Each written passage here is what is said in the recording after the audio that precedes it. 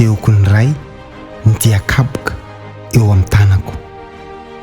Ny raha nalatsako teo amin'ny hazo fijaliana ho anao ary miteny aminy aho hoe jereo ray, vao vela heloko izy no hamarinina izy, tsy misy fiampangana afaka hiapanga azy. Eo anoloko tsy misy afaka nameloko anao, nofafako ny taratasy nameloko anao, notehako mihitsy aza. Mijoro eo ankavanan'Andriamanitra, mivavaka ary mifona ho anao aho, manolotra sy misolo tena ho anao eo anatrehan'ny ray aho. Iza no hiampanganao, ianao ilay olom-bo fidin'Andriamanitra? Maty aho, nitsangana tamin'ny maty aho ary mifona ho anao. Izao no mpisolo vavanao, izao no Jesosy.